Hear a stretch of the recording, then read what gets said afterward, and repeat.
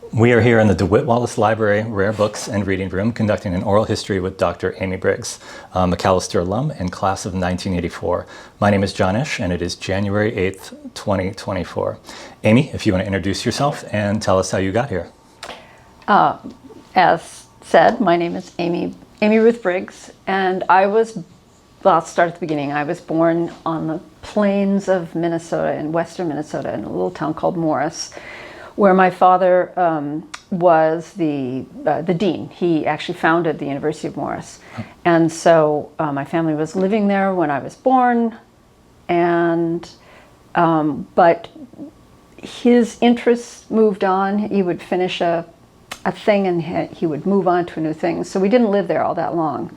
We moved from there to Africa. We lived in Nigeria for a couple of years when he was working for the Rockefeller Foundation, starting an agricultural research center there as part of a global initiative in the late 60s, this is. And then we moved back to Minnesota briefly, and then he took over another university in Oregon called the Eastern Oregon State College at that time in La Grande, Oregon. It's now Eastern Oregon University.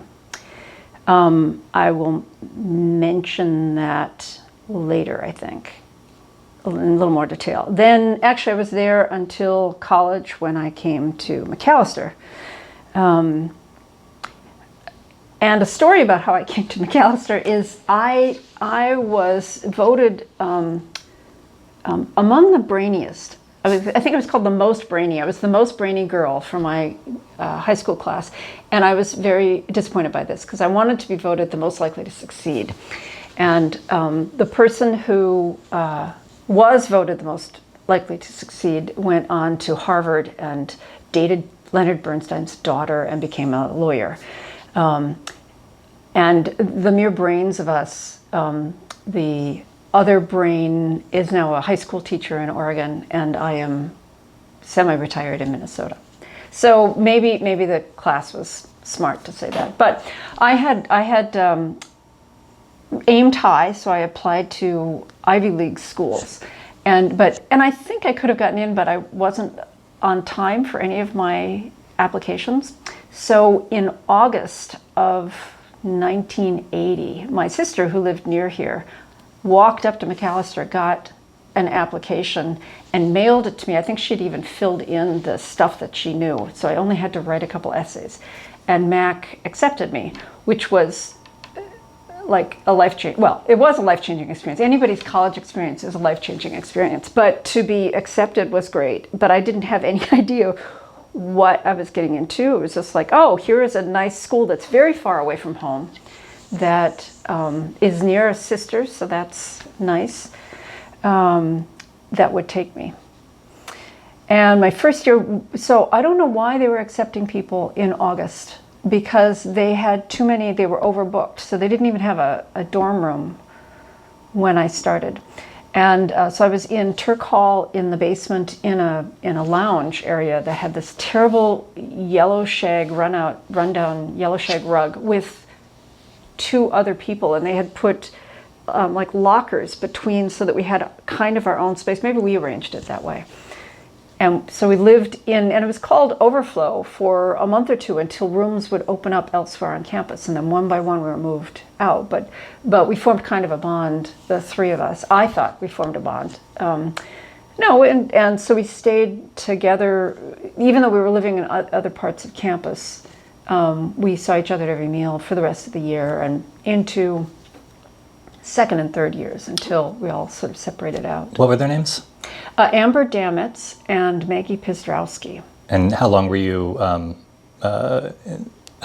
in the basement? I got moved first, and I was put in Kirk Hall, and maybe late October, I think. It was 2 or 3 months that we were together. And they actually got a room together up in Dupre. And I was moved to Kirk, and I can't remember the name of the young woman who I was roomed with, but she didn't want a Oh no, that was the second person. So the young woman I was roomed with moved out within a month to live with her boyfriend off campus. And then I got another roommate who very vocally told me she wanted a single but couldn't get one. So she was going to do whatever she could to get herself kicked out of my room. And she was a terrible roommate intentionally so that I would complain. I guess she told me this afterwards. So I would complain about her and she got moved to a single. So then from like December of my freshman year, I was in a double as a single, which was kind of wonderful. I have to ask, what did she do? What to? I remember she was very loud, and she would move my stuff, and she'd take over her side of the room. We had bunks at that point, and she had the upper bunk, and she would shake it in the middle. You know, just she was just sort of always disruptive, and then. Amusingly, both of them didn't tell me they were moving out. I just came back to the room one day and they were gone. So it was kind of a shock. And I think I took kind of a feeling that nobody wanted to live with me. But it wasn't intentional, and I outgrew that. But And did you live on campus the entire 4 years? I, senior year, so halfway through my junior year, I did the study abroad. I was going to say year abroad, but it wasn't a full year. So I was on campus till then. I lived downstairs in Turk, the double as a single in Kirk. Then the next year I was in Dupre, and then as a junior I was in, I'm blanking on the name, begins with a B, not Wallace, but Boardman, Baldwin, but anyway. Yes, I'm blanking too, sorry. It's right there. So halfway through the year, I went to Cambridge University on the Cambridge University program. Oh, okay. And did that for the year. And then when I came back for senior year, I lived off campus. And I actually finished credits at December, but I walked through the line in the spring. And you were an English lit major? I was an English lit major. So the reason I was an English lit major was I came in planning to be, I really liked the idea of being a nuclear physicist. Quantum. I was really, and still am interested in quantum physics. But maybe because it was so last minute, I didn't get in on the ground floor in physics my first semester. Mm-hmm. These typical things. And at that point, it was a 5-year degree to get the physics degree. It would have taken me 5 years, but that was it. But I started into it, and it got to the point about my sophomore year, end of sophomore year, where I was given the choice of either 15 hours a week working on physics labs or 15 hours a week reading the great works of literature. And I made that decision.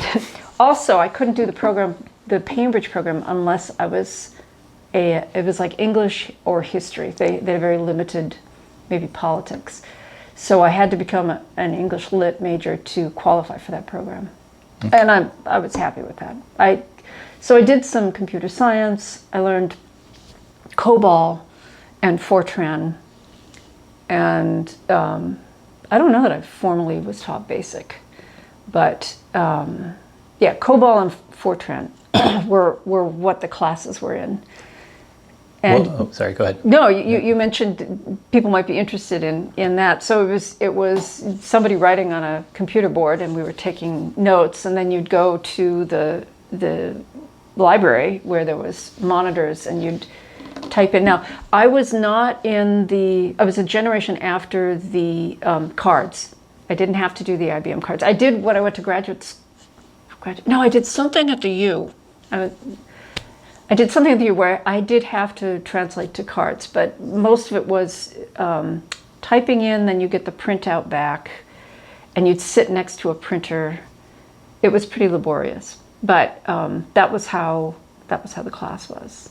I had one professor who, I can't remember his name, he was Chinese, and I think he was here just a couple years, and I think he was shy that he didn't speak English very well, so he would face the board, and I'm intentionally turning away. And he would give his lectures like this. He would write on the board in front of himself so you couldn't see what he was saying, and he would read what he was writing. Everything was prepared because English wasn't his strong point. And So basically, you just sat there, tried to stay awake, and then wrote what he wrote on the board. You would copy down into your notes, and then go and figure it out in the lab. Yeah, I was very active in theater when I was in high school, and planned to become a theater major when I started. I mean, that was in the back of my head, not as the primary major, but as a minor maybe. And I was involved in theater my first 2 years. Going to Cambridge was great. I don't regret it, but it did, looking back on it, it kind of wrecked my continuity of many things I had to do because I stopped in December to go away. And then because I had taken college courses when I was still in high school, the big brain. Anyway, I finished early and I didn't want to cost my dad any more money than it was costing. So I didn't want to take any more classes than was required. But I did, yes. Yeah, sorry. You didn't have to stop like that. I was just going to ask, so you were in the production of Peer Gynt? Peer Gynt. Yeah, is that the only production you were in? I went digging through our files. I think so. I was both chorus and assistant to the assistant director, and I was also there was an end of year, all the seniors would write their own plays, and then other seniors would direct those plays, and then, and I was involved in that, but the young woman who had been the assistant director who I worked for Peer Gynt, she had irons in the fire for her own play, and she knew me. She told others that I had said I wanted. Anyway, I ended up not getting to do what I wanted to do on that. And the whole department, I don't know if I should speak ill of the past, but the whole department when I was there was in a rivalry between, I think it was literally the Hatfields and it was either Hatfield and not McCoy, or it was McCoy and not one of the professors was one of their names, and the students who followed one professor wouldn't do anything for the other professor, and there was a whole bunch of just stuff going on, and I didn't want to get involved. I was not because I was above it. In fact, it was just, I just didn't want to deal with conflict. So I think I did less than I had intended to do. I was very excited to join the theater department and to leave it after I got a taste of it. And you were also on the board or the staff of the Chanter?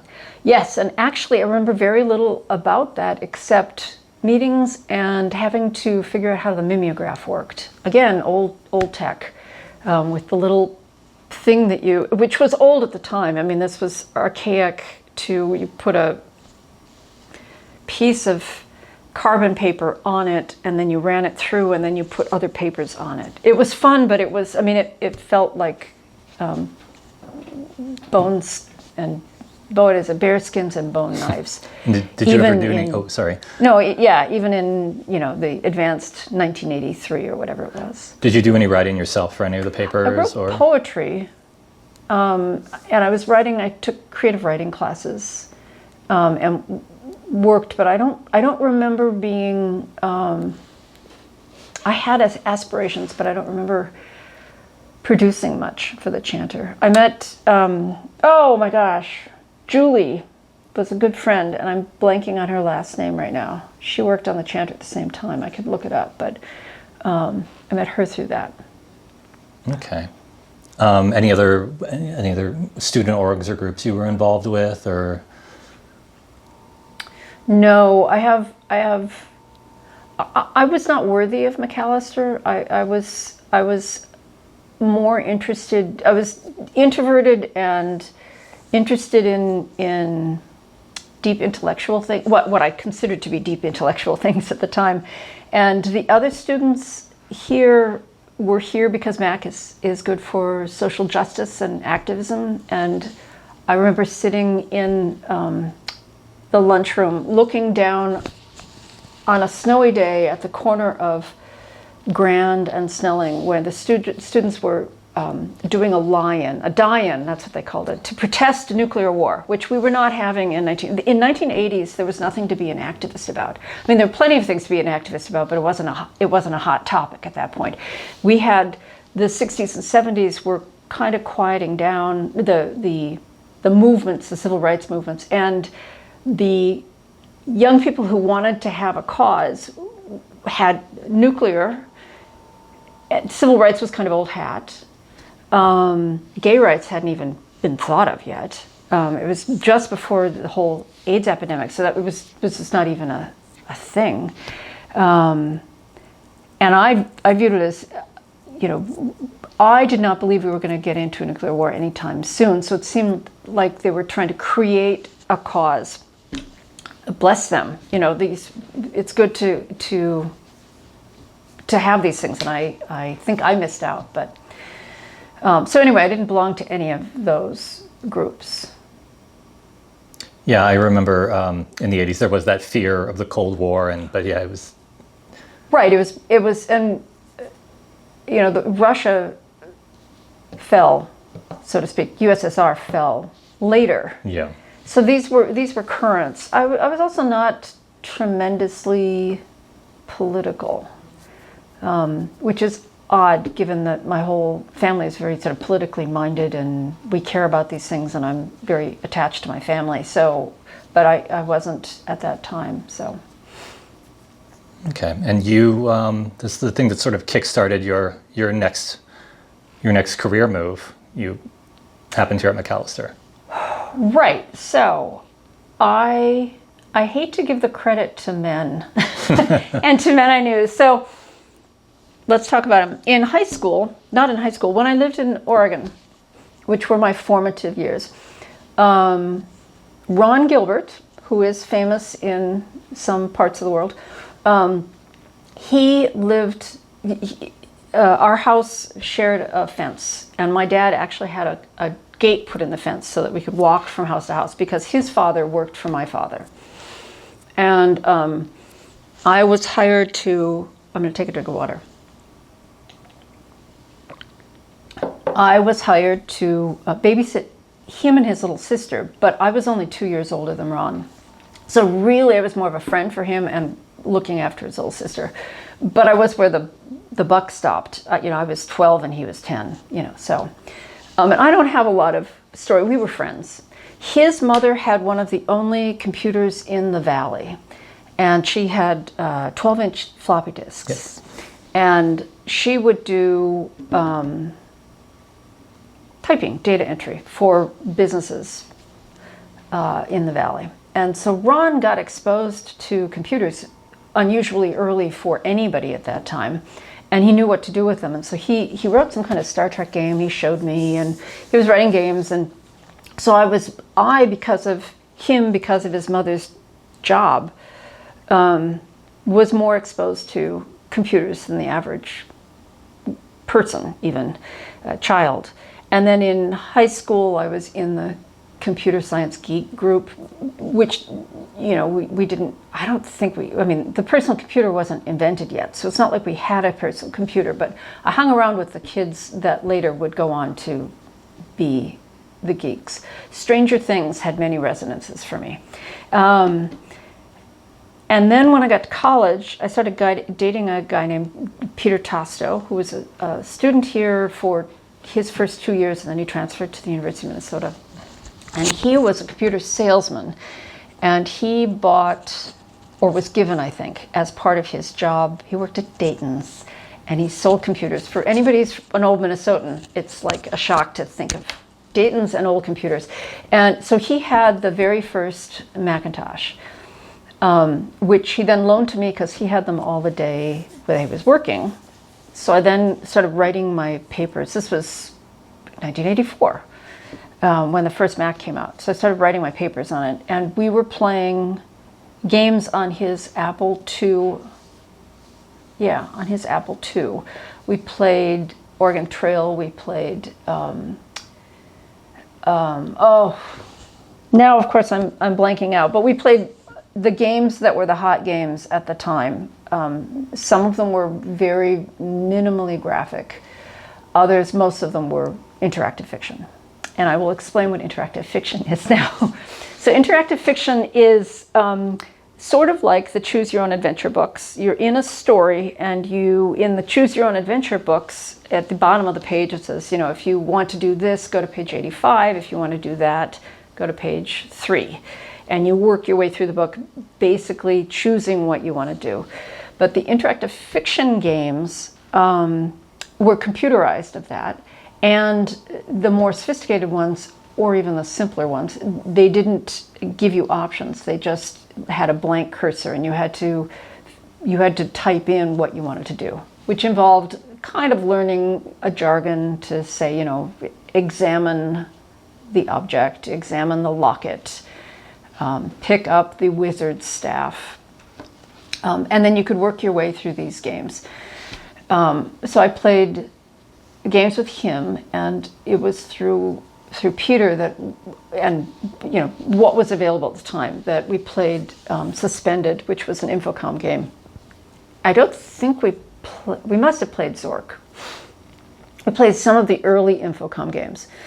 So Infocom was a company that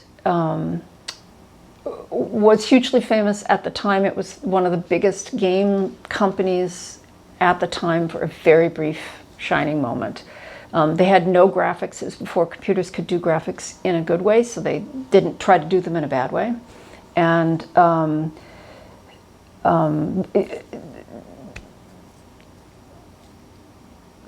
can't remember where I was going to go, so I'm going to just stop. I'm going to say, so when I finished college, graduated with my degree in English and my almost degree in philosophy, I moved to Massachusetts, where my sister was living. And as I left town, somebody said, hey, Infocom has their company is in Cambridge, Massachusetts. I said, oh, good, I'll go work there. So I got to Massachusetts, and in the want ads, in the actual physical paper that you would read in those days, the want ads at the back, was an ad for a business tester and for a games tester, because Infocom was trying to branch out, so to speak, into business software in addition to games. It's not that simple. But anyway, so actually within a week of arriving in Massachusetts, I had applied for a job, and 2 weeks later was interviewed, and 3 weeks later had a job at Infocom.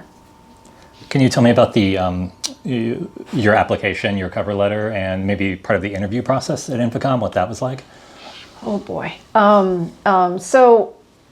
my gosh, the cover letter, I think I wrote to them, hey, I want to work for you, and I said I was coming out to work for you, so you should give me an interview or something. It's been a while since I've thought about that. It was pretty cheeky is what it was, and it got their attention, which is what a good cover letter does. I thought I would be better suited to being a grown-up, I wanted to be a tester for the business side. So I applied for that, and they rightfully took one look at me and said, no, let's maybe consider you for the games side. And I forgot the second half of your question. Oh, well, what was the interview process like? And who did you interview with? I interviewed with Suzanne Frank and Hollywood Dave Anderson when he was still the manager of the testers and she was the assistant manager. And I probably met the imps because that was a relevant part of the testing job. But I don't remember meeting them. And the interview was basically questions. Dave is among the most mellow, laid-back people I've ever met. And so he kind of, would sit back in his chair and ask me these questions like he didn't really care what my answer was. He was just curious. And Suzanne was kind of the opposite, sitting forward and very interested and eager to find a fellow passenger. And so there was maybe an hour of questions, and then they just put me in a room playing Infidel, one of the Infocom games. And they had a way of monitoring every move you make so that they could look and see what you tried. And I don't know, I mean, I know they went through, and then I played the game for an hour. That was the interview, was sitting and playing a computer game. And I don't know if they looked later, if they were watching me concurrently. And they were looking to see what makes a good tester is you try kind of bizarre things. And they also wanted to see if I could, work my way around a game. But as a tester, you want to be not too good at that, or you don't find the bugs. That's the art of being a good tester. That was the interview. And I left, and I know that night I dreamt of being inside the pyramid with the rope hanging down and the sand, which was the scene I was trying to solve my way out of in the beginning of Infidel. I mean, they just put me at the beginning of the game. Just go to it. So they had a way of recording your steps as you were testing, right. And then you would also submit the large bug reports as well. For once you were a tester, yeah. The testing process was you'd play the games in the form they were in.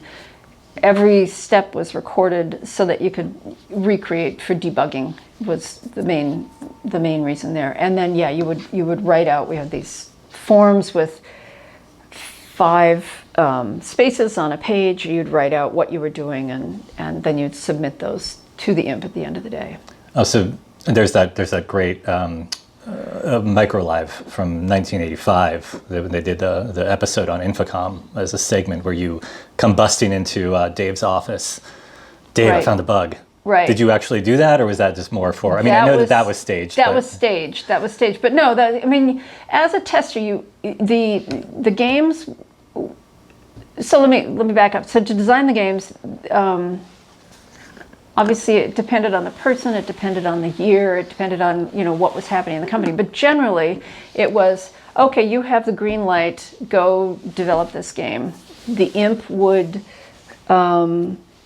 take 6 months or so, and then would open the game up to being played. You had to have something there for people to play. And the testers, there would be a tester assigned to be the head tester for that game, and that person became the liaison between testing and the implementer, partly to just prevent the implementer from being overrun from everybody testing. And can you explain to the audience who might not know what an implementer or an imp is? Yeah, and the implementer is a developer, and that was the cute name that Infocom gave them because in those days we'd still call them programmers, I think, and it was so much more than programming. It was writing a novel that people were inside of and puzzles that people were inside of. So they wanted to come up with a more explanatory name than programmer. In fact, so at Infocom, the way it worked was, part of the reason it was so successful was at the time there were, I can't remember, Atari, Commodore 64, early Apples, Apple IIs. There was an Amiga, came out in the late 80s. And Infocom would write the games in a language called ZIL. And I don't want to say too much because I've forgotten a lot. And I know people who study this more are going to say, oh, that's wrong. But generally, we write in ZIL. The ZIL was then translated in using translation programs basically for each platform. So there would be somebody else who was, from my point of view, I became an imp. I started as a tester, but from my point of view as an imp, we were the implementers, not the programmers. Clearly we were doing programming, but the real programmers were the guys writing the interpreters. That was the name for each of the platforms. There was a Commodore 64 platform or interpreter, there was an Atari interpreter, there was an Amiga interpreter. And so the minute that we came out with a game, we could cover all the platforms at once, which nobody else was doing in those days. They would have to write it, particularly if you did graphics, you'd have to write it for the Apple or for the IBM or for the Amiga. And so that gave us more marketing space, I think, because we could market to everybody at once and everybody could be fulfilled. in their gaming desires. So programmers, implementers, testers were the people who would test these. There was another thing Infocom was known for, was the games were much better tested than most of the ones that were being produced at the time, because they would go through this battery. There'd be 6 months where the implementer would kind of work on it, and then there'd be a 3 to 5 month period where the testers would bang at it and try to find all the ways that you could break it and improve it. Testers could come up with ideas of, oh, this might be a better way to solve this puzzle than others. That depended on the tester-implementer relationship. Do you remember, did you have any suggestions for games that they were like, oh, that's much better? I have the sense I did, but the games, we were all a pretty self-congratulating group. That's the wrong way to put it, but I mean, we were good at what we did and we knew it. And so a tester had to be pretty clever to be able to come up with something better than what the implementers did. But yeah, no, it was pretty open, and as I said, it depended on the relationship with the implementer. I think I was head tester on Wishbringer, and I was on Nordenbert. Couldn't make head or tails of it. Okay, that's not listed anywhere. So the games I found were, I don't know if head tester, but Wishbringer, right. Mind Forever Voyaging, Trinity, yep. Moonmist, Leather Goddesses, Zork Zero, and Arthur? I played Arthur. I wouldn't say I was head tester. Okay. Zork Zero, I played, but I was, I will say I was distracted at the time. I was on my way out, so I wouldn't call myself a tester. Definitely a Mind Forever Voyaging. That might have been my first head tester. Nordenbert, frankly, I might be misremembering, because Jeff and I were dating at some point, and we might have just been dating in that part when he was developing that. So that might be where that memory came from. And Nordenbert came out at the same time as Plundered Hearts, did it? It could, I was there for 3 years, and that's not that long. So yeah. All of them came out. Hitchhiker had come out. Hitchhiker's Guide to the Galaxy was probably our most popular game. It sold like 250,000 copies in a couple months. It sold really fast. It says it right there on the cover. Here we go. A #1 bestseller. Yeah. I didn't have anything to do with it, except that like my first week at Infocom, I was working as a tester, sitting like, what am I doing here? I come to work and I play games all day. It was pretty fabulous. And Douglas Adams walked through the room. Now, he was a very famous author at the time, and the other guy who was hired the same time as me, and he was hired for the business side, Gary Brennan, he jumped up and got an autograph, but I was too shy. That was my one opportunity, even though I ostensibly worked with Douglas Adams later. That was my one opportunity to meet him, and I never introduced myself.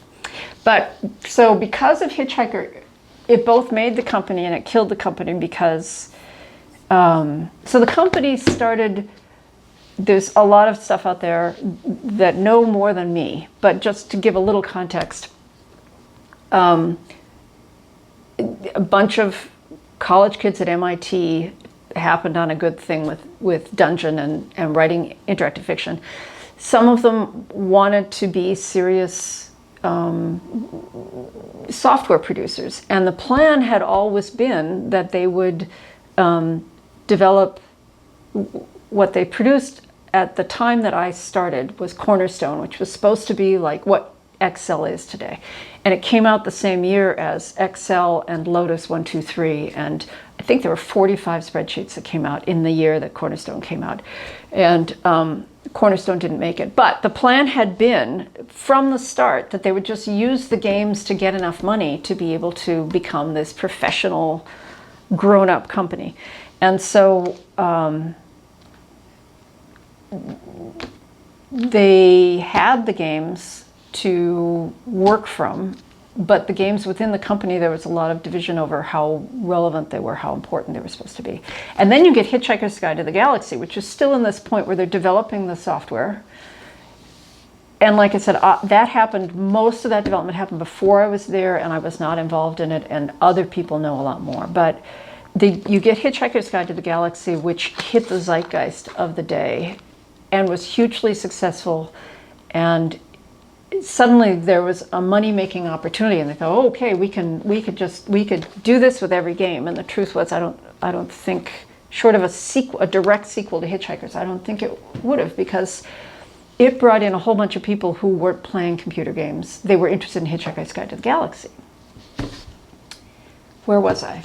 And that's when the Hitchhikers hit big. That's when they were able to move to the larger offices. Yeah. Is that and that's right when you came on, correct? Right. I was there under 3 months. It was either 3 months or 3 weeks after I got there that we moved just up the street to professional offices, which did not match the zeitgeist of what had made us successful. Really, really interesting. And there are papers written on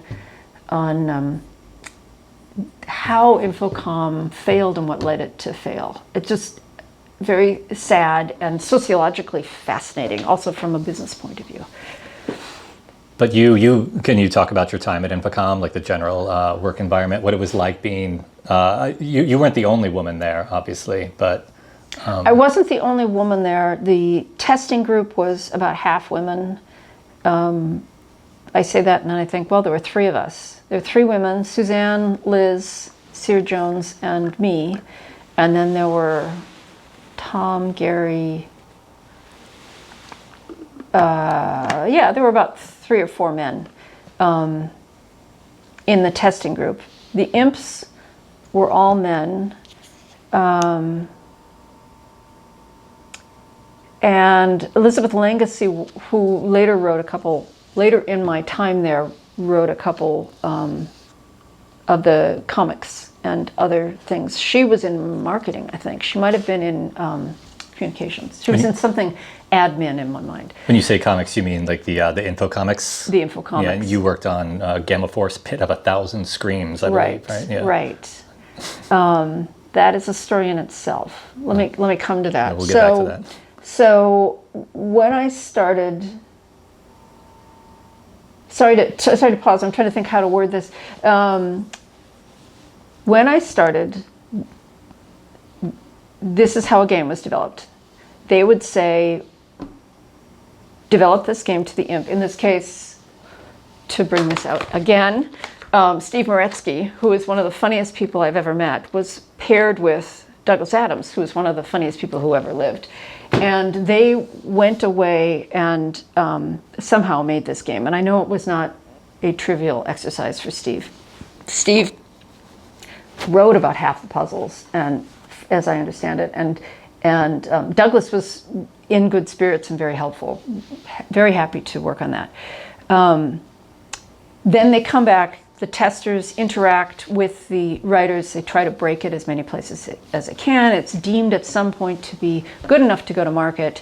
It's handed over to the people who meld it with the interpreter, which was almost an overnight thing. It was not a hard thing. It was just translating the ZIL into the language of the other things. And there would be a period with marketing, and so I can talk about this. So when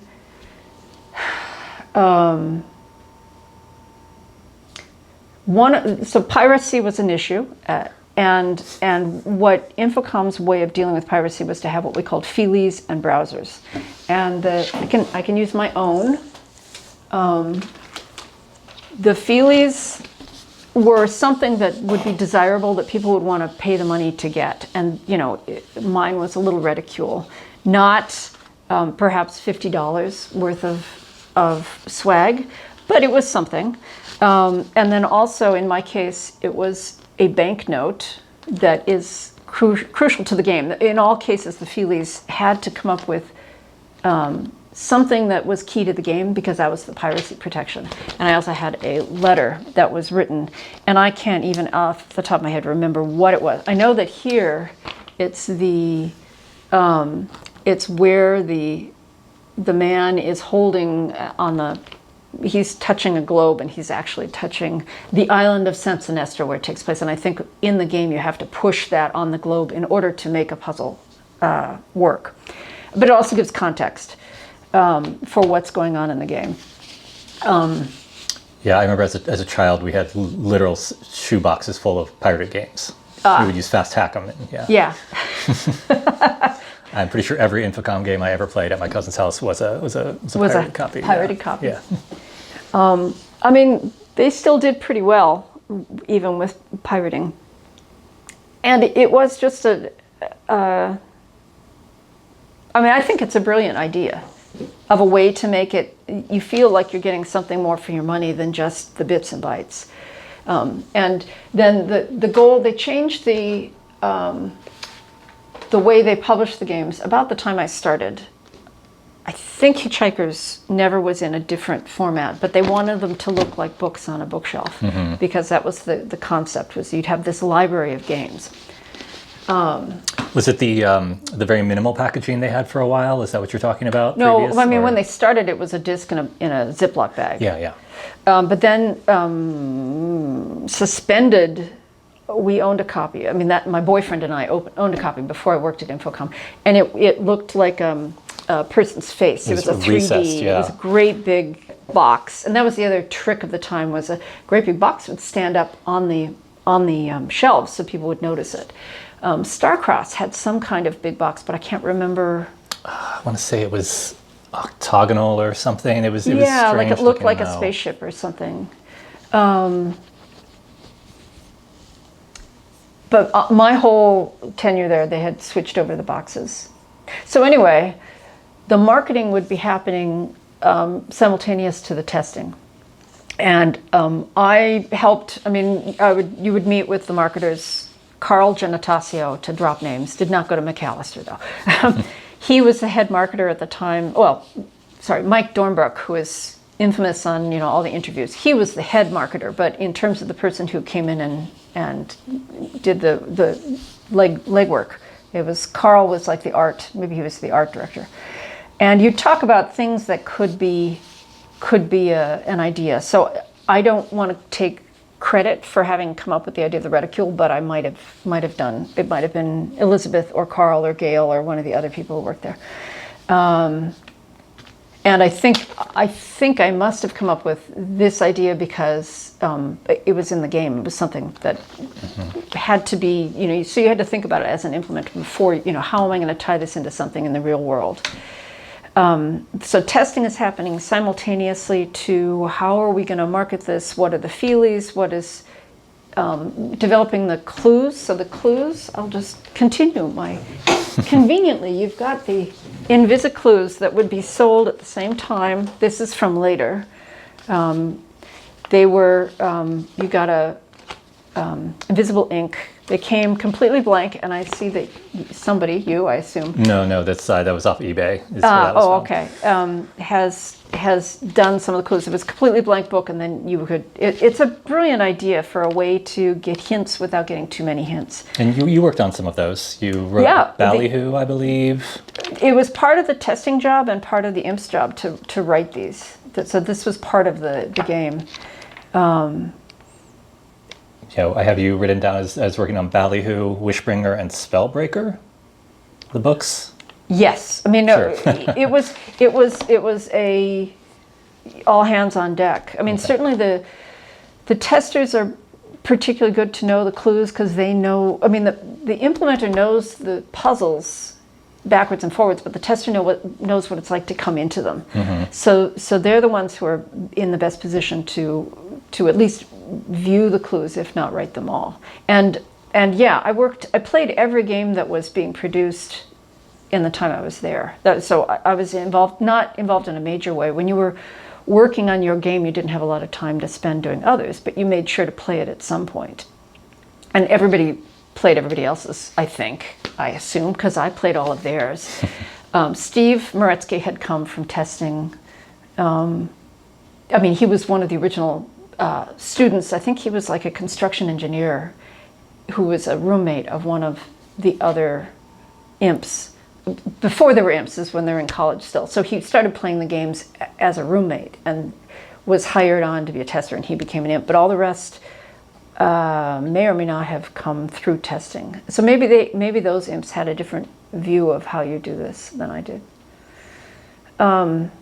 So yes, and the back of the game rather, book. So this was filmed at Plymouth Plantation. This photograph was taken, and I was there. We drove down to Plymouth Plantation because the Mayflower, I think it is there, and we rented the space for the day or for the morning so we could go into the actual ship. So that ship is the Mayflower.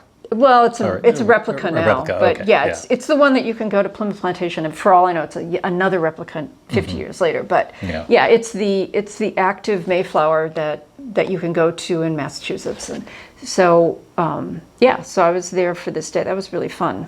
Did you? I mean, I know some of the items there are what's in front of you, but the rest of it, did you bring the rest of the stuff, or did they have a bunch of stuff you just sort of threw in there? We brought it all. Okay. Carl brought it all. You can see, it's funny to see the floppy disk of Plundered Hearts in with the old stuff. That's kind of good. And these were, I'm pretty sure in the picture this is bigger. This was all before this had happened, so they had to create mock-ups in order to be in the picture on the back. So. And again, that was up to the individual imp whether they wanted to participate or not. Yeah. So I was involved in every step of it. I will not take credit for every step. I couldn't have done it alone. And then the cover, they hired, at the time, romance novels covers were being drawn by mostly by a slew of Spanish artists in Spain. And so they hired one of these that they got his name through a publisher of romance novels. So they sent that was kind of out of my ken, but I think they sent what the game was about to him, and then he painted a picture. Many, there were probably 10. But by the time I saw it, there were 10. Maybe Carl and Gail saw more, and then. Presented, and we did change this because in the actual romances at the time, the man would have been in front and the woman in back, and we swapped them. We said, well, you're playing her. This is not period. I just want to say it's always bugged me that she's wearing non-period clothes, but and the fact that her hand does look, she's reaching for his hand, and there were a lot of jokes at the time saying that she was reaching for something else, but that was Leather Goddesses of Phobos. Mine was a very pure story. But anyway, so yeah, I was involved in figuring out what that cover would look like too. Were there any feelies that you wanted that did not end up going into it, or? Not that I recall. I mean, probably. The way it would work is I'd have to come up with a few ideas and then suggest them, and they'd come up with a few ideas and we talk it through. So, and I don't remember what fell by the wayside. On a tangential note, do you have a favorite feelie from any game? I love the Zorkmid coin. It's like a nice little stress release thing. That's probably my favorite, actually. Okay. So let's talk about you becoming an imp. So I worked there as a tester for about a year, and then the company was going through lots of changes. They don't complain if you're a fan who's deep into this, and I get the fine details wrong, but it was something equivalent, for people who don't know, equivalent to they didn't pay their bank bills 1 month. It was pretty bad there. Cornerstone was released into this wealth of other spreadsheets, and they put a lot of money into it, had gone into a lot of debt to get it out there, and then it didn't sell. So the business side of the company was laid off, except for the people who, most of them. And some of the, Mark Blank, the vice president, he was fired. That's how I knew it. I heard recently he said he left, and he would know better than me. But anyway, vice presidents were toppling, all sorts of things were changing. And Steve Moretsky came to sit by me, and I had been his lead tester on A Mind Forever Voyaging. And he said, we're going to hire another imp. And the next imp we hire, because of the state of the company, is going to be the last one we ever hire. So if you want to be an imp, now is the time to do something. And that was like oh, really? Because someday maybe I'll do that. That would be fun. So I came in then for every weekend for the next 6 months, and I taught myself the programming language. Steve helped, but he was busy, so it was a teaching myself. ZIL is a sort of a subcategory of Lisp, and I had been exposed to Lisp at some point. I didn't take a class in it. I don't remember how I knew Lisp, but it wasn't like I had just walked into a completely new language. And I wrote a little game of 20 moves or something, and then presented it to the manager of the imps, and they liked it. Everybody played it. They laughed. And I got the job. At the time I got the job, the company was at a low. It hadn't been bought yet by Activision. And so I was hired at a raise from what I was as a tester, but nothing like any of the men got paid. And it wasn't a gender thing. It was that they had no money to pay me, and if they could get around it, I think anybody that they hired. I mean, they hired Jeff a couple months before me, I think. And maybe he'd been there longer. Anyway, he was the next paid up. Everybody, the more senior you were, the more money you made. It was maybe more just the men were grandfathered in with their pay rates and weren't going to take a cut. And then right. And it's complicated. Yeah. My aunt, I just learned this, my aunt is 102, and she was a war widow. Her husband died leaving her with 7-month-old twin sons. And it's World War II. And she was told in the 50s, for instance, she wasn't given as much money as men doing the same job. She was told to her face because they were raising a family, as if she wasn't.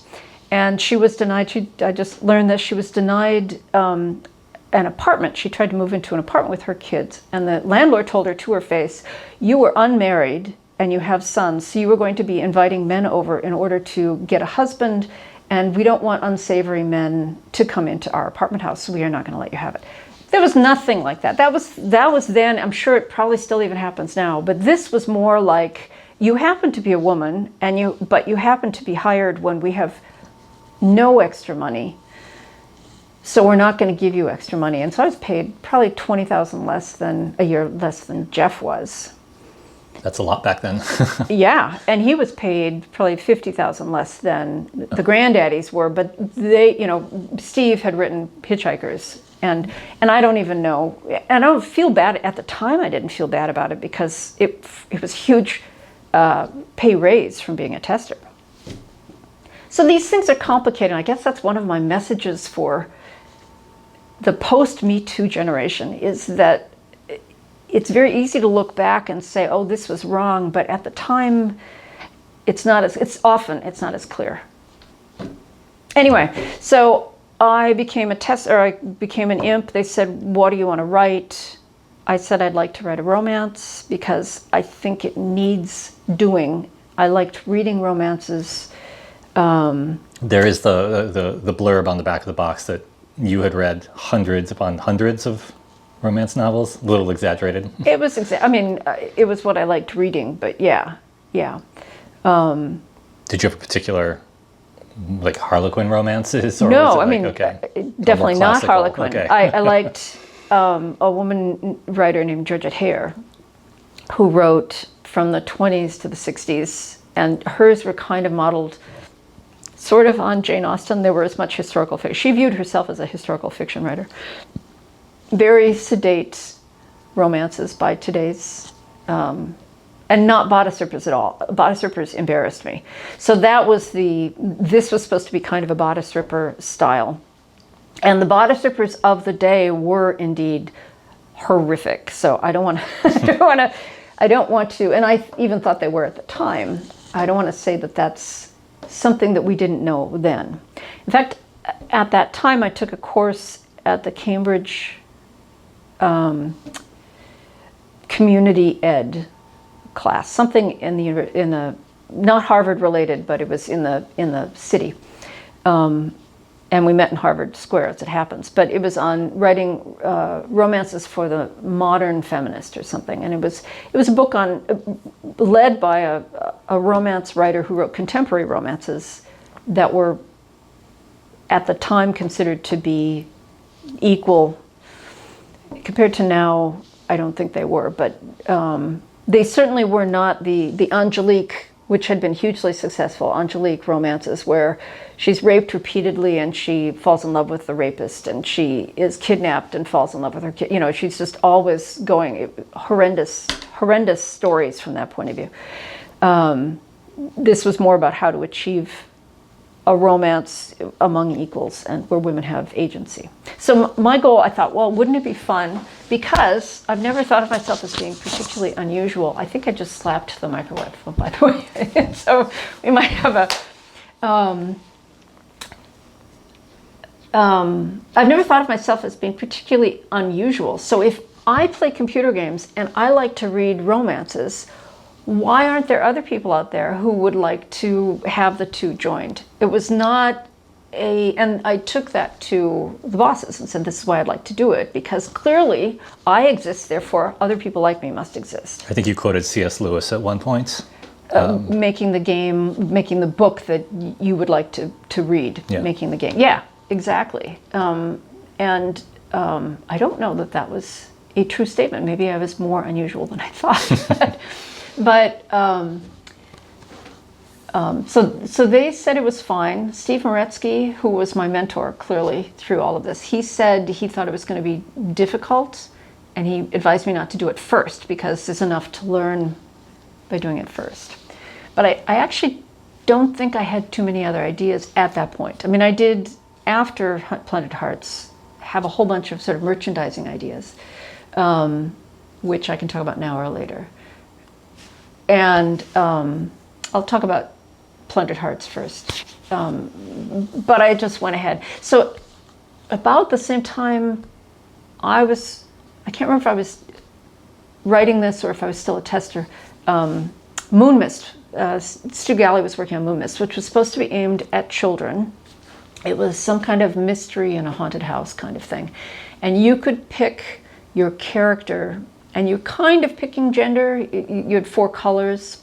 And I know I was a tester for that one because I had all of these I tracked whether, because the story would be just a little bit different if you chose red rather than blue or yellow or white or whatever. And I had fancy names for each of them that I would use to track what I was testing along the different game plans.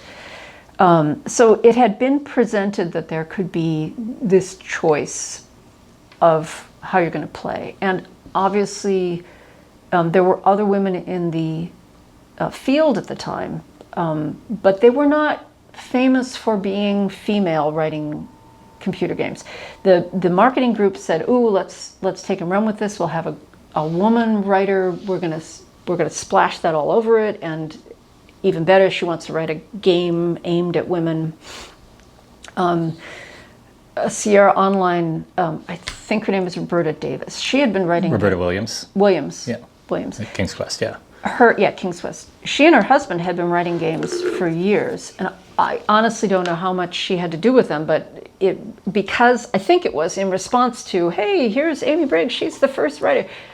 Roberta Williams came out and said, "Hey, I've been here all the time, hello."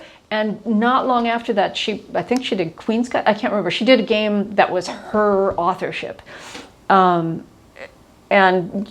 sad for them for not recognizing they had a marketing tool all that time that they hadn't used. But she certainly hadn't been writing games that was trying to make a point about being a woman. Not that I necessarily wanted to either. I was just writing what I liked. Anyway, Plundered Hearts came out, and you can help me if I should go back and say anything else, but it came out and it was, by Infocom standards of the day, it was a bust. It sold about 37, 38, 40,000 copies initially. And some of that I've been told, because the other imps were complaining about their games weren't selling as well, was because I I think by the time it came out, it was an Activision. We were a subdivision of Activision, and the Activision salesmen didn't know what to do with these games. They had their own games that they were selling, and then they had these books, and they just kind of sold the books to the place, and they didn't stand out on the shelf anymore. There was sort of, at the very point of sale, there was a lot of differences, changes that were happening in the field, in the world, at Activision, and in how we were marketing things. I don't like only blaming salesmen, but clearly it didn't hit for whatever reason. There were reviews at the time that complained that you had to play as a woman, and other reviews complaining that, well, you were a woman but you didn't get to do anything fun like karate chop. Yeah, Betty D. DeMunn had a slightly scathing review, the Atari ST version, and then there was another. Can't remember her name. Yeah. Right. There were a few. And from my point of view, you were playing a character, and that was some of the fun of it and some of the challenge of it. Is if you're wearing the full garb of a 17th century or 18th century woman, you're going to sink if you get in the ocean, because that is life. And in the romances, they either get ways around that or they ignore that reality in the stories that are told. So it was fun to kind of explore that. Now, apparently, leaping to 2020, there's been an article presented, because in the game you have to change into like cabin boy's clothes to camouflage yourself so you can get off the pirate ship, and you can kick then, but you can't kick in your gown, and you put on a gown to dance in the ballroom. And these were, from my point of view, these were just logical and exciting, fun things to do. Why not be a woman or a character who gets to wear cool clothes? You know, could have been a man too, I suppose, but that's not what I was writing for.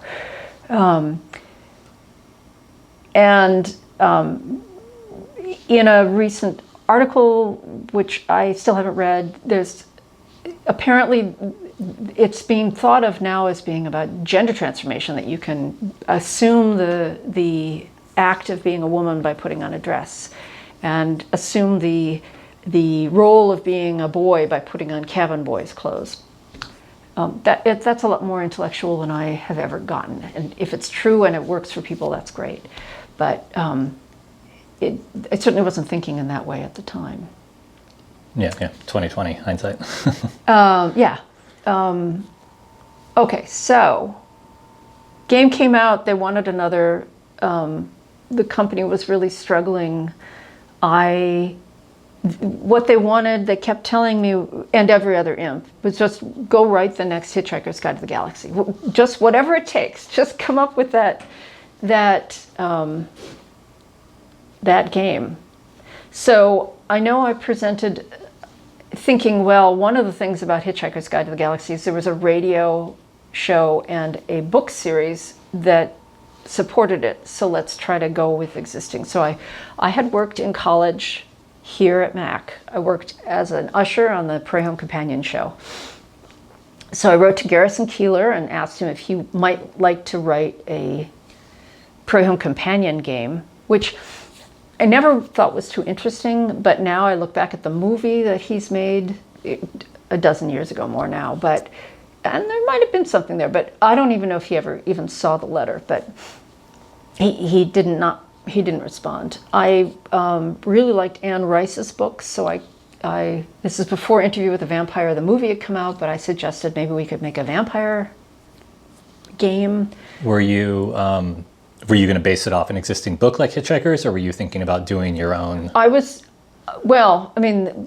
There are all sorts of contracts that have to happen, but my first thing was, let's go with the books. Mm-hmm. Let's work with Anne Rice and write an Anne Rice. And there were other, Bob Bates was working with us at that point. So the concept, Dave Lebling was working with James Clavell doing Shogun at the time. So it was an idea that we could make a contract with an existing writer. And again, I think that would be a really interesting game, to be a vampire from inside. And whether it was like Hitchhiker, sort of based on the book, or whether it was just using the concepts of that world, I don't know. Yeah, we never got that far. Management didn't like that either. Doctor Who, I suggested a Doctor Who, and that one I had thought out through that the base space that you'd play in would be the TARDIS, and of course you'd go out to different places. I mean, there's a lot you could do with the game being inside in a Doctor Who story in a game, which they've explored now in many other ways, the BBC has done. But that one didn't go over because they hadn't really heard of it. And I didn't push hard enough for any of these because I didn't know what was going to be involved in the contracts. And actually, I don't know if the BBC would have contracted. Maybe they would have with a small company. So these ideas all got killed at some point down the line for me, and none of them got very well developed. And I think all of it was, I mean, it might have well been that they knew that they didn't have the money to buy the contracts out at that point, so we were just screwed. Anyway, so let me, before I leave Infocom, I do want to say, so I want to bring up Ron Gilbert. Mm-hmm. So I had technically, or officially, not technically, officially been his babysitter, but we were friends. He introduced me to games. At the time I was at Infocom, he went off and worked at Lucasfilm and became the world famous Ron Gilbert that he is today.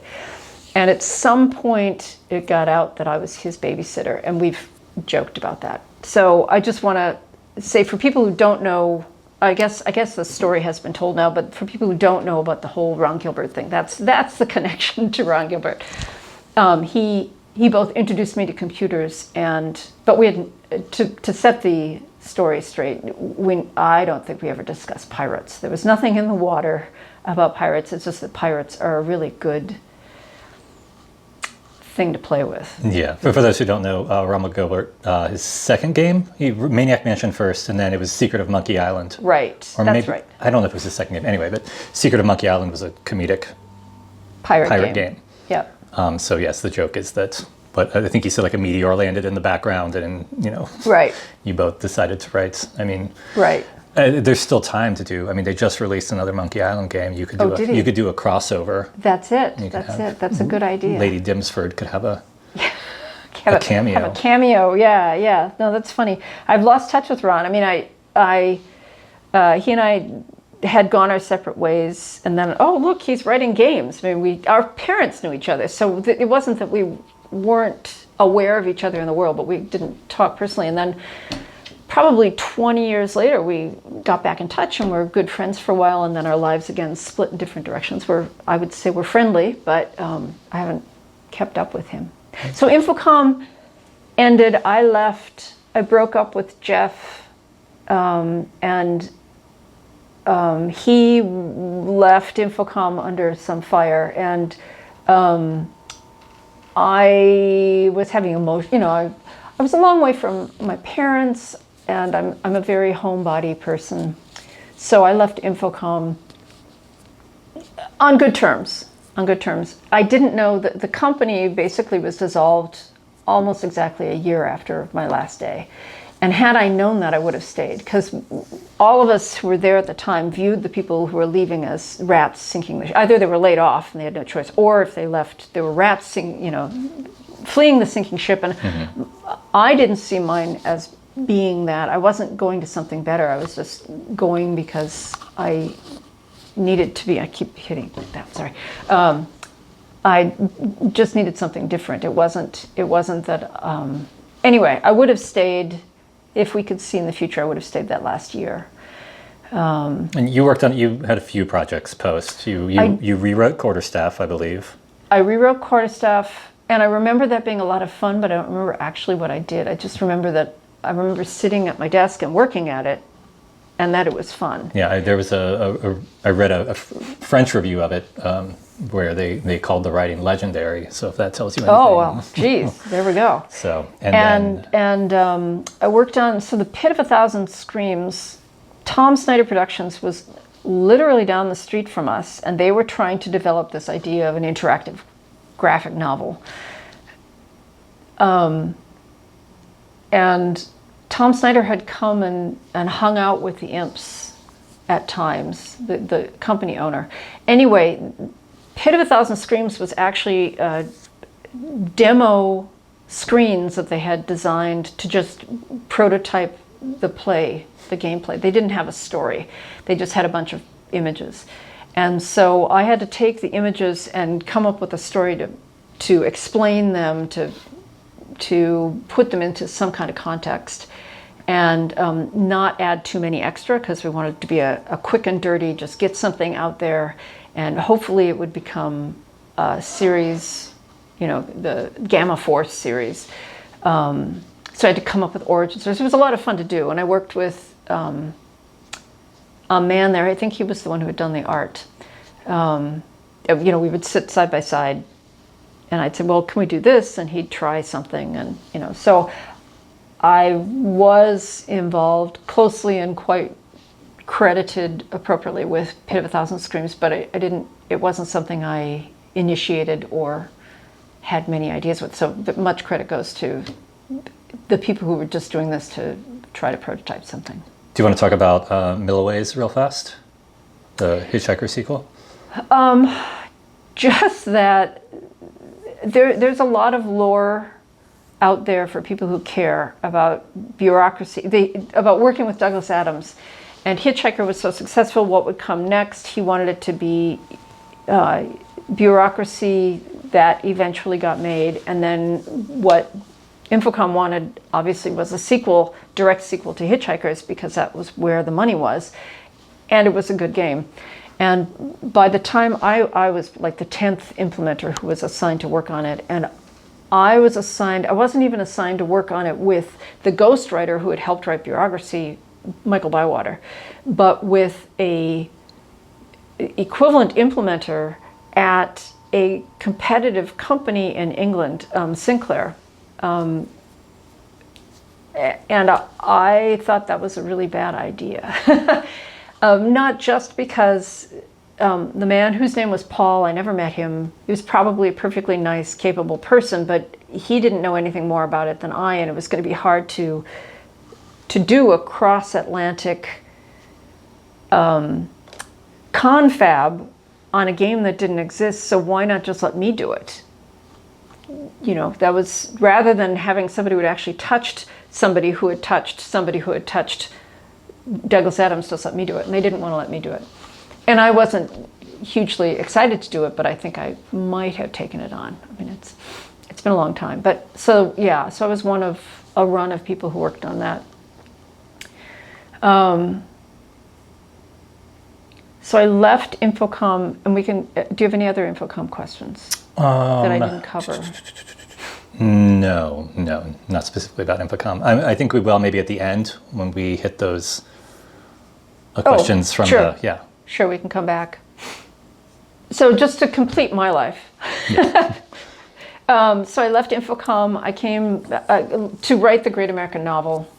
They had a big party for me and gave me a T-shirt that said, congratulations on winning the Pulitzer Prize 1989, or it was in the future at the time. Well, that loops back to you finally got your most likely to be successful. Yeah, I guess I did finally get, and it proved wrong. For one thing, the Great American Novel, as I did not point out to my fellows, you don't get a Pulitzer Prize for the Great American Novel, but that was what they had done, and I do feel like I owe it. I mean, there's still this sort of feeling of loyalty that I owe it to them to work for a Pulitzer Prize someday, but that fell by the wayside, and I ended up, I was fascinated with how you write, how does the brain work that creates a written text? I've always been told I write well.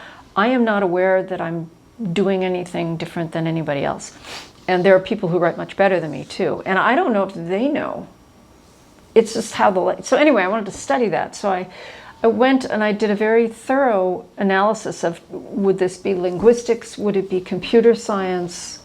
And I ended up with psychology. Linguistics was another good fit, but I ended up psychology. So I went back and got a PhD in cognitive psychology. And I planned to write my PhD on how people generate fiction.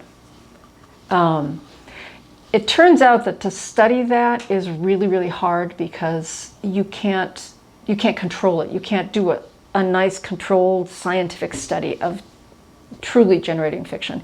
You can over many, many years. So people who are interested in it usually do it as their career rather than as their PhD, where you just have to do something that is the start of something. But it takes 5 years, or it's a long time to come up with a good study of how to generate writing. So I kept that going through my career, but I ended up studying the easier thing, the possible thing, which is text comprehension. Mm-hmm. How do we understand? And actually, text comprehension is just a stand-in for how do we take in information? What do we do with it in memory? How do we manipulate it in our brain? How is it? Is it represented, or is it not represented in some way? There's whole parts of psychology about these things. So they use text comprehension because it's a way of controlling. The scientist can say, this is what's written. I know exactly what you're bringing to it, at least in the moment. So in the end, my dissertation was on how, and it kind of fits in, it was on how people understand and construct a mental representation of the characters in the books, in the stories they're reading. Almost all of the research to the time that had been published, and this, I got it in 2001, and a lot has been done since then, so, and I'm not up to date on it, but had been the very straightforward and believable thing that we are, when we read, we're interested in what is causing what, and what is that going to cause, the plot-specific causal mechanisms of the world. Of the world that you're reading about, which matches how we see the world. We want to take in information to figure out, is that a saber-toothed tiger running at me that's going to eat me, or is that a saber-toothed tiger that's running to its cub that's between me and it, and I will be safe? These go back all the way to how we take in information, what we do with it. And should I even be scared of a saber-toothed tiger? That's a memory, that's a mental representation we have to make. So I was looking at the theories of reading did not include any space in the processing for developing the character of the person that you're reading about, who could affect what is going to happen.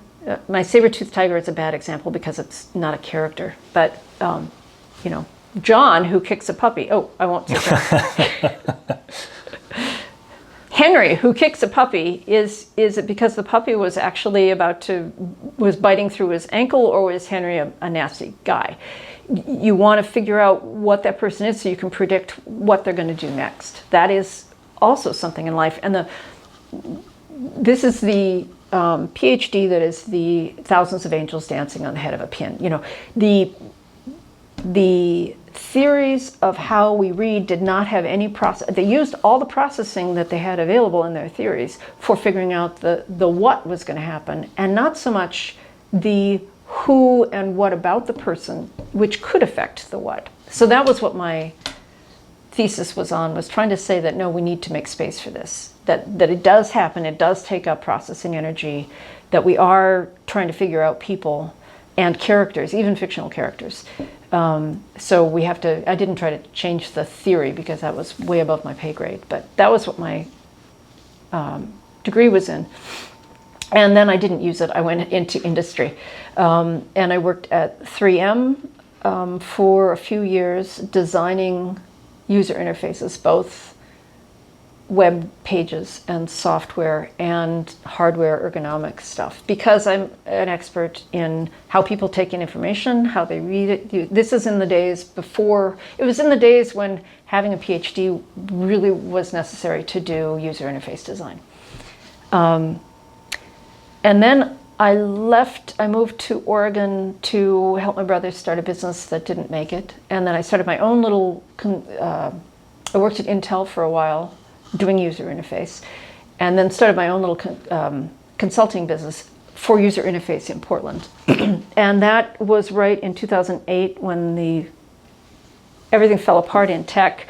And in Oregon, it was 25% unemployment rate in parts of Oregon, and nobody was hiring little consulting companies to do anything because they're just trying to make it through. So then I struggled for a while, and I ended up coming back to work at 3M again for another few years, doing something very different. I was doing data management. One of the things I love to do is play with Excel spreadsheets and analyze data and play with data, make charts, and that's a lot of fun. And I was doing it, nowadays it's sort of like, well, duh, everybody does it, but this was before. And I'm not a go-getter. I'm just trying to say it was exciting and cutting edge when I was into it, which is one of the things that attracted me. So I worked at 3M for a while, and then they ended that project. They just laid everybody off. And at that point, I realized that my mother, who was in her 90s, had dementia. Didn't know the details yet, but I ended up not getting another job, and I was my mother's full-time dementia care person until she died during the beginning of the pandemic. So that is my career. It's been a whole bunch of different things, but character has gone through it, and figuring out how being absorbed in a story has been one of the themes, I think, throughout it. Perfect. We are almost out of space on this card, so let's take a little break, and then I know that we have some questions from your fandom, so to speak. So let's do that. Okay. Right. I just thought of a McAllister story that I thought might be fun to share for the archives. So when my boyfriend and I, Peter Tasto and I, were first kind of wooing, we're at that stage where you're looking for reasons to coincidentally be together. We got this idea that we wanted, the flagpole had just been installed that year with I think the flagpole had been there, but they had installed the circle around it, and people hated it. It was conceived of as the administration overreach of making this ugly thing in the middle, so we wanted to protest that. So we decided, wouldn't it be funny to wake up one morning and have a tire around the base of the flagpole? Yes, so how do you get a tire on the base of the flagpole? So it was a lot of fun. We spent weeks trying to figure, we found a tire down and walking down Summit Hill. We found a tire on the side of the road, or on the hill there. And then we got the help of a senior David, I can't remember his last name, probably Johnson or Anderson or Nielsen, given Mac, who was a friend of ours. He was a math graduate, I think. And so we sat at the top of Weyerhaeuser Library at that point, looked out so we could calculate the height of the flagpole. We used the sun to calculate how tall the flagpole was, and then we did it from trying to figure out how do we get a tire around the flagpole. And he helped us with the math, and we worked this whole thing out. So we got the flagpole, and then at 2 a.m. in like May, it was chilly. We went out in the middle of the night, and Peter had figured out how to pick the lock. He had a collection of keys. So he picked the lock on the flagpole to pull down the thing, and we just pinned the tire to the flag raising rope. And then because we had worked out how do you get it, you might get it up, but how do you get it over? So we had 2 strings that were good to like 20 pounds. And we figured, this tire is not that'll work. So we tied 2 ends of the tire to strings. And so one of us was at the pole, and the other 2 of us were holding the strings to keep the tire upright as it goes up so it would fall over. And then the idea was it would fall to the bottom, we'd take off the strings, we'd close it up, and people would wake up and, whoa, where did this come from? We didn't count on the fact that the weight of the tire was much greater than a flag. So at 2 a.m. in the central quad, suddenly there's this horrible dragging sound, and a couple lights turn on, and we're committed at this point. We get it up halfway, we think we can do it, and it makes it to the very top, and the guard ropes, one of them broke, because the force of keeping that up was more than the weight of the tire. Physics. And the tire comes falling off the thing and goes bouncing into the bushes. And the three of us just scattered. And I ran around Weyerhaeuser out of there and ran smack into the security guard who was coming to find out what the noise was about. And he said, "What's going on?" And I, being a not good person, I said, "I have no idea. There are these two guys out there, and I heard something." So I disclaimed all knowledge. I said, "Well, stay close to me, because there have been a series of rapes and exposure. There have been bad stuff happening around that time. So this poor guy probably took me seriously," and I lied. And so I followed him out to the center where Pete and Dave were cleaning up. They were just getting to work. They're cleaning up. And I kind of quietly started cleaning up with them. And he came out and he said, "What are you guys doing?" And they explained. I'm standing behind him the whole time. Peter explained, "This is what we're going to do. It was supposed to be innocent. We didn't mean to wake everybody up." And the guard looked at them, and then he turned and he looked at me, and I'm sitting there cleaning up quietly. And he just said, "Well, okay, guys, you two have to report to me tomorrow in the security office." And and nothing happened in the end. He just wrote us up. And you really should have thought, you shouldn't do this anyway. And then he stood there while we cleaned it up, and then we left. And we saw him, so for 2 years after that, whenever we ran into him, the security guard, we'd wave, and he knew clearly that I was involved at this point, but I didn't have to go into security, and Pete and Dave just had their names written down. I think, there was no, it was considered a harmless thing. Anyway, that's a Mac memory, in case anybody ever hears who was in Kirk at the time, because the noise was deafening. And that's all. So. We are back with Dr. Amy Briggs, McAllister class of 1984. So Amy, we just, you sort of gave us your life story, but you do have a fandom among the interactive fiction community and game developers worldwide. Recently, this past year, the Rosebush, which is an interactive fiction theory and criticism website, did a poll amongst the community and of the top 50 interactive fiction games ever made. Out of several hundred submissions, yours came in number 18th, and of all interactive fiction ever written, and Plundered Hearts, that is, and the number 2 Infocom game ever written, right below, I believe, A Mind Forever Voyaging. Oh, interesting. Yeah, it is funny. So most of the games that are above you, 1 through 17, they're all more recent entries, the 2000s and the late 90s.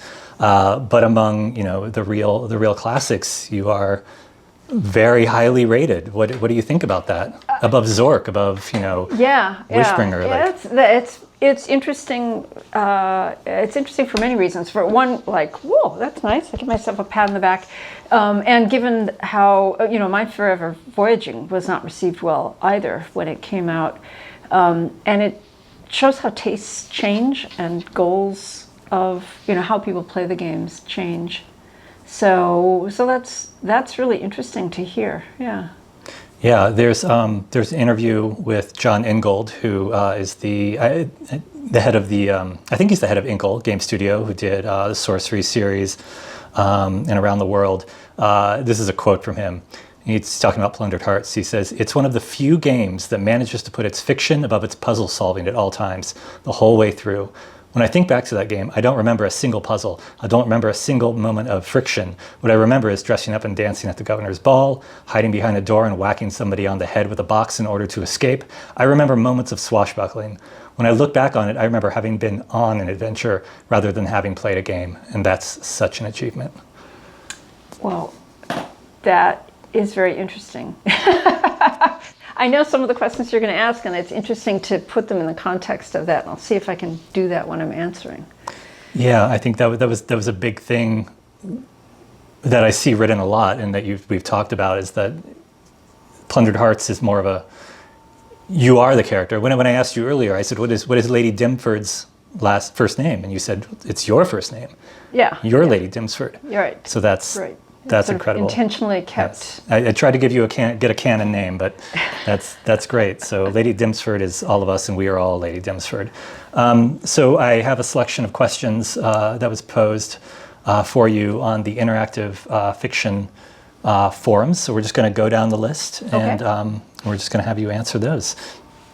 So did you play much interactive fiction post Infocom, or I guess we could also say any real games at all? And if so, what did you like? Right. I'm embarrassed to admit the last game I played and loved was Myth, the very first Myth. Myst? Myst. Yeah. See, it's been so long I even got the name wrong. Myst. I didn't even play the sequel because I got into graduate school and I was very busy doing other things and didn't have time for games. And the games I've seen today haven't really intrigued me. Now, the games I've seen recently have all been either Animal Crossing or things that my nephews have played, and their kind of games might not be the kind of games I would like, and other games might exist. But no, I haven't really played many since then. I play short word games. That is my bête noire, is hours spent on crossword puzzles and Wordle and Waffle and whatever the latest fad word game is. And you said you did play some of Ron's games. You said you played Maniac Mansion. I played a little of Maniac Mansion and a little of Secret of Monkey Island. Okay. But not, I don't think I played them all the way through. Did you enjoy that style of game? No shade on Ron, but no, it's the not Leather Goddesses of Phobos, the Sierra Online King's competitive. Quest? No, Leisure Suit Larry. Yes. I played some of that too. The whole thing about interactive fiction as Infocom saw it, and I'm sure I know enough to know that it has come a long way, but I haven't played the more recent ones, is that your mind can draw a better picture than the picture can, certainly than the graphics of 1987 even. And the gameplay of either static or even a moving picture with a little a selection wheel, a selection wheel of possible things that you can do or say, just never grabbed me much. That's what I liked about Myst, was the graphics at the time were just stunning. They were the amazing thing of the time, and there was very cleverly there was no interaction with people, so you didn't ever have to. You just moved around, and the environment would find books. So they didn't have to have the little wheel. They didn't have to, and there were some other play problems, like if you didn't get exactly the right pixel, you couldn't go in a direction in some things. But other than that, it was a very cleverly designed way of having you in the world without being too obvious about the programmer behind it. Yeah. Do you think maybe that's why interactive fiction still it's so timeless, because it is in your head and you can. Yes. It's always. Books are never going to go out of style, and that's. Yeah. And the novel has developed hugely. The Journey of the Plague Year is a very different movie or book from movies. Yeah. I'm trying to think of what won the Booker this year. Anyway, the novel has progressed and evolved, and you can still enjoy the old novels, but the new ones are going places they didn't expect. Interactive fiction, I think, is just the same. Well, yeah. Looking at the polls, you can see that. But somehow you managed to be ahead of your time. Right. You've got all these podcasts in the last 5 years and these big write-ups on the Adventurers Guild, did a 3-part write-up on you. Gold Microphone did a podcast. You have the academic article that was written about your game. Right. Eaten by Gru, John Ingold still speaking very highly of you. So you were... And let's separate out. They're not speaking highly of me. They're speaking highly of a product that I made 40 years ago. I can't even do the math. I don't want to think about the math. And I am able to sort of stand back in a detached way and say, well, that's really interesting. And I feel both some ownership and also a lot of not. It's like there's this thing out there that has nothing to do with me, but it's still going well, and that's very interesting. Yeah. Okay. Next question. Has your subsequent career in human factors engineering inspired any opinions about what games could be doing differently or how? Not exactly what they could be doing differently. There was a brief period about, I'm trying to think, it must have been around when Halo came out, late 90s, when Microsoft first started doing game testing. And I had this brief idea that maybe I could take my history into my PhD, and which was not done yet, and my Infocom thing, and go into high-end game testing. And if you don't have anything nice to say, don't say anything at all. I didn't go there, and I'm happy I didn't. But the challenge is you want to make the programmer disappear. You want to make the game disappear. And as a human factors or cognitive psychologist, you could streamline that, but puzzles by definition you want people to bump up against, and there's got to be. I mean, there's a whole field there that dissertations could be and maybe have been written on, of what is the right amount of preventing the win without causing frustration where people walk away and don't come back and play it. And a lot of that is up to the individual player too. But no, I think there's actually a lot to be done in that. And there are people that are doing some of it, but I haven't, to be honest, I haven't played the games that they've designed with testing of that kind, because I did not care for the attitude that I saw at conferences that was being used to design those games. So, and I will say, I think some of the problem, maybe not, was at least 15 years ago, the only people who were playing those games were people who had played hundreds of hours of games. And so it's becoming this tighter and tighter group of people who are making them really good for themselves. So here's something. One of the problems with my game was it was supposed to be an introductory game because we're trying to get people, but the people who already liked Infocom games didn't like it because it was too easy in some places. And the people who had never played it before weren't in the place to see the game, and they didn't have the computers. So there's this challenge of art. It's happened in art too. A lot of art now is just art for artists, not for the general public. Anyway, I'm off that soapbox. All right. So we know that you haven't worked on any games after Infocom, but if you did, or if you could, what kind of game do you think you would be interested in pursuing? Well, you mentioned today using AI to fill the gap between, I'll call it the old-fashioned, the parser and the game. And I think the whole, in good game design, like in a good novel, unless the point is the programmer or the writer, you want the writer to disappear. And it's hard with a lot of games to make that disappear. So AI might be something. The other thing is, because of my experience with dementia, I think it would be a really interesting interactive fiction game to be on the inside of somebody suffering dementia. I've even thought, how would you start that? How would you play that? And how would it not just be something you want to commit suicide at the end of it? Because I do think games should be done for fun. So it might not be a winning idea, but that's what I would, based on where I am now in my brain, that's what I would work on. Okay. So another question. Have your feelings changed, and you might have to give some context to this, about the treatment of a fate worse than death in Plundered Hearts? Yes. So the context is, in my game, in all these games, when to control, because you're designing for the Commodore 64, which doesn't have a lot of space. You have, if you just don't want to go there, you have people die. So you've written a room, we call it, which is a cliff that looks out over the ocean, and you don't want people to walk over the cliff. But if you make it that I don't know those words, if you know, then it becomes the author and the player feels objective. So what you do is if the person says jump off the cliff, they die. You know, people do that. And it is a valid criticism of my game that I have many, many, many ways to die. I have more, I think, than any of the other games that had come out at the time.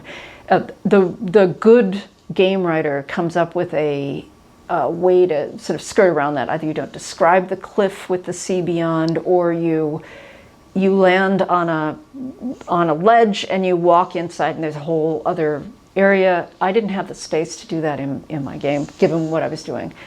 So I just killed people off. And one of the ways that I killed people off was with the trope of because you're a young woman traveling in a dangerous time for being a woman, you suffer a fate worse than death. So this was in the case of a character, or even just, I just didn't want you to go into the concept of pirates. So it is a genuine fact that if you were a young woman on a pirate ship in the 1700s, I bet you probably would have been raped. That is a bad thing. So I made fun of it, and I came up with quite creative ways that you suffered a fate worse than death, but you didn't actually die. You would have a fate worse than death, and you would be used by every pirate on the ship and left in Rio alone and bereft, and, you know, some flowery language. And just to be clear, none of this was described in detail. It was literally just what I just said would have been the whole thing. Yeah, it was nothing all graphic. Yeah, nothing graphic. No, nothing graphic. Except that in the big letters, instead of "you have died," it would say "you have suffered a fate worse than death." Which also, I should say, there's the other layer, which is if a well-to-do young lady in 1700 had sex, she had suffered a fate. She was ruined for forever. This is what was considered by society to be terrible. Sex was off limits. People had sex, but it didn't get out, and certainly they didn't have it in the same way that we do today. It wasn't treated that way socially. So there was a layer of humor about, well, what is really worse than death? You know, is it better to die, or is it better to survive but have been raped? You know, but it was all a joke. So now people have described it as being kind of rapey by the modern mindset, because it happens. And I've spent a long time thinking about how I feel about that. And I guess what I want to say is, good. That's the way you should be thinking about it, is that this is not an acceptable thing.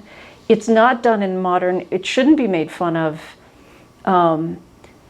but also it was treated flippantly in the 80s and in the 1780s. You know, it's a good thing to be aware of that. So I'm glad that people are to the point where they're saying, wait, something's wrong with that. Okay. If you were given the chance to remake Plundered Hearts again, and I think you've already answered this, would it remain a text adventure, or would you try something with graphics? Or something else entirely? Text adventure. I mean, something else entirely. I always like cutting edge things. But no, I'm not that interested in graphics. I mean, I guess I told you in another conversation, when I saw Pirates of the Caribbean when it first came out, it was like, this is what I wanted my game to be. I wanted it to be this experience. So somehow doing it like that, but it is what it is. It is of its time, and so I wouldn't change it. Okay. Have you ever taken a look at more modern interactive fiction languages? I keep planning to, but I've never gotten around to it. There's some great books if you decide to pick one up. And then have you ever considered writing more? And if you were, what would you write today? I know you touched on the dementia, but is there any? Right. I have not recently considered writing games or interactive fiction. I've flirted with the idea of writing books and gave that up because something I learned, I was seriously working till 15 years ago, was going to produce that great book. But I kept having to give up being in the world. To be a writer is a very lonely thing, and I'm an introvert, but I do like people, so I'm an extroverted introvert. And when given the choice, I'd rather be with people than be writing. But every once in a while, I think if I, broke my leg and had to sit and by myself, whatever. And right now, I might do. I mean, it's done so much that I don't know. It's very interesting to anybody else, but I'd probably write something about my mother's journey on dementia and how it affected me as a caregiver. I think there's a whole world that people talk about caregiving that unless you've done it, you don't really know what it is. And it's well intentioned, but so anyway, that would be what I'd work on today. Looking back, how realistic was Plundered Hearts as a product in 1987? Was it felt that there were already enough target customers to justify a specialized project, or was it hoped that the game would create its own market by drawing romance novel readers to computers? Yeah, I think I may have touched on this already. I think you did a little bit. They were desperate to produce anything. Any game was good, and thank goodness. I mean, it was great that it was do the best you can. I mean, in that way, I am so happy that I was in that place at that time to be able to play and create this thing. Whether it was the right thing at the right time, I think the sales prove that it maybe wasn't, but that doesn't mean it was the wrong thing to do. It just didn't hit the way it didn't even hit, So certainly it wasn't the huge seller, but I don't think any of us expected it would be. Okay. Although most Infocom packages clearly labeled the genre, fantasy, science fiction, mystery, the package for Plundered Hearts does not. You previously said that you designed the game to be either an adventure story or a romance. What do you feel is the better genre description of the final product? That's a good question. Maybe a romance with a capital R, like Three Musketeers is a romance. Mm-hmm. Though the way it was marketed, we definitely were trying to go for the Bada Super romance, tongue-in-cheek idea. Yeah, I think it's right there on the. It's very visual. It's one of the more striking. It's very different from every other cover. Yeah. And if you had been given an unlimited budget and complete control of the process, how would you have changed the marketing? Well, I'm not a marketer, and so. I mean, maybe it's an impossible thing. Go to where women were buying, put the game where women were buying romances. And there were romantic spoofs out at the time. But of course, there were people buying computers in that time. There were people buying computers in order to play an Infocom game. That's the power of the company at its peak. So breaking into that market, that might have been the way to do it. But okay. Would you have preferred to develop Plundered Hearts for the Z4 virtual machine with twice the capacity of the Z3? And you might want to describe what that would have done. Losing a user base. Yeah. So.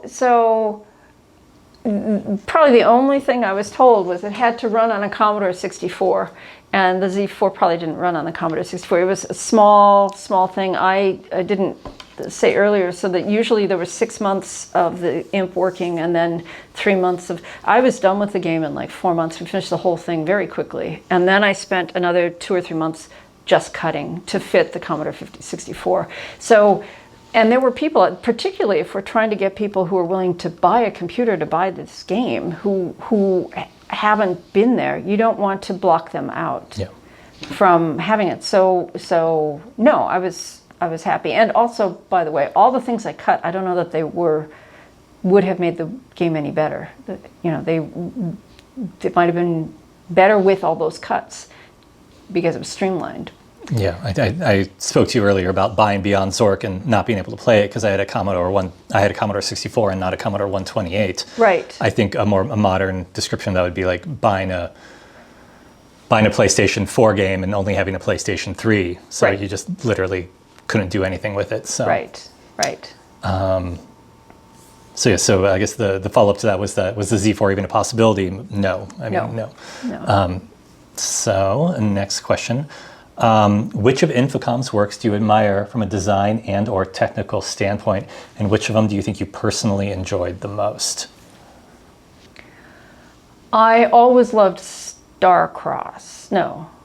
Suspended. I always confuse the word, but the game is very different. Suspended, that had an ideal play of, I think it was like 162 moves.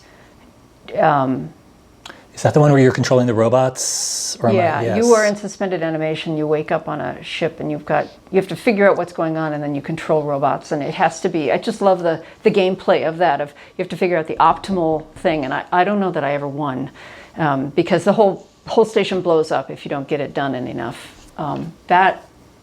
I love that. And I love the gameplay of having to optimize, because it was built in that you woke up without knowing anything. And so you'd learn. So I can see why people wouldn't like that, but I always enjoy that. Wishbringer, I'm very fond of Wishbringer.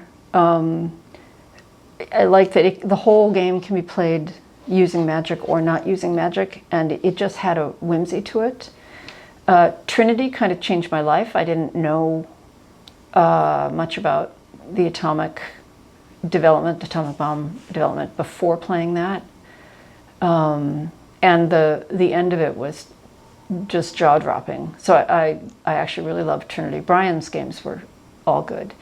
Planetfall, maybe the funniest character we had with Floyd.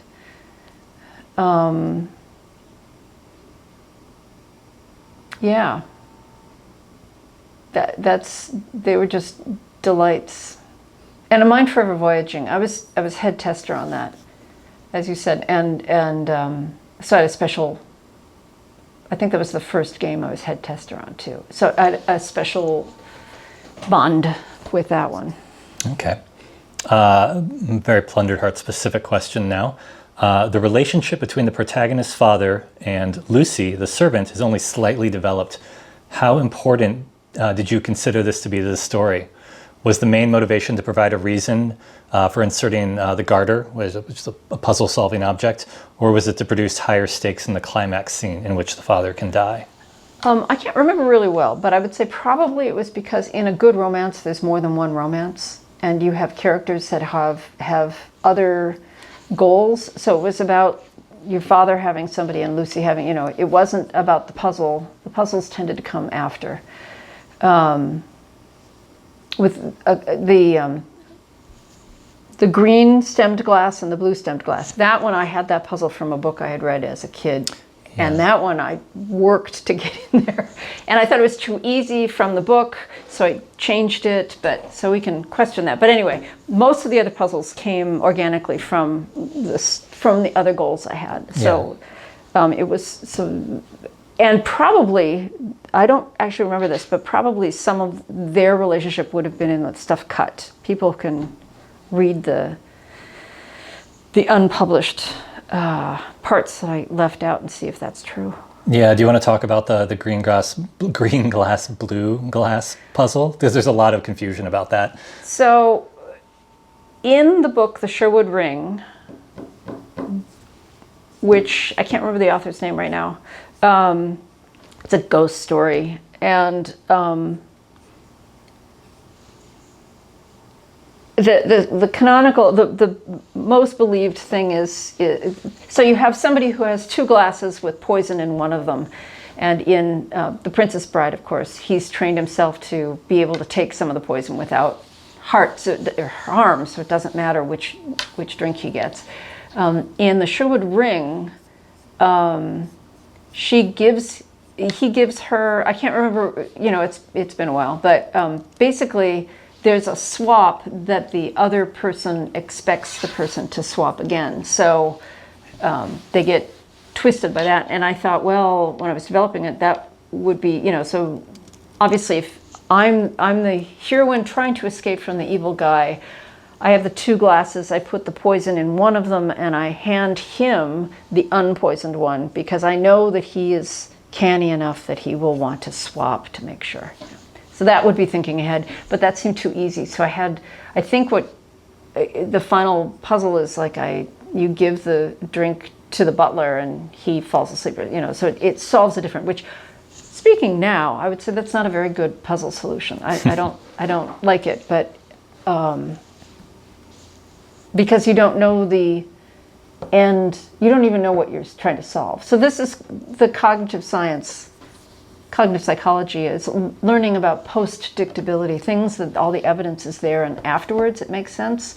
But you also have to know what you're aiming for and be able to work towards it. So some of those things I didn't have the sophistication in those days to know about. I didn't think about that. So. Yeah, there was a lot of confusion. People thought you took it from The Princess Bride, which came out the same year. Right, no. Maybe, No, it was from far before that. So. Yeah. And then I have one more question. This is any idea, and you might not know this at all, but I think that the second part you can definitely talk to. Do you have any idea on the general feelings about the newer interactive fiction community from other former Infocom developers, personnel? And then do you keep in touch with or have residual relationships with any other former Infocom employees? So I'm going to answer the second question first, which is, yeah, we're still in touch on email a couple times a year. We'll talk. Stu Galley died in 2018, I think. We all met up at his funeral. We had a Infocom reunion in 1999, and actually we're due for another one, I think, one of these days, before we're all dead. So yeah, no, we still keep up, though we have gone our many ways. So, and the first question I didn't actually understand. Do you know, are there any, and like I said, you might not have an answer for this, any idea on the general feelings about the current interactive fiction community from other formal Infocom what employees? they all think about the current thing. I don't. Steve is really the only one who's stayed in games, and he's gone to a very different kind of game. I know that my view for many years was rather privileged. It was, why would you do this for fun and not for money? I used to get paid an annual salary to do this, and it takes too long to do it right. So I have great admiration for people who do it for fun and who do it well for fun. I don't know how people have the time and interest, and that's just awesome. But that's kind of my view, is a snobbery about if nobody's getting paid for this, how can it be any good? And it's not saying that it's not good if you don't get money for it. It's that how can you really do it well if you're doing it in your spare time, and so. But and I'm not trying to cast shade. There are some wonderful things out there, I have no doubt. I've heard about them, and after all, my game is 17 are better than my game, so they must be good. So.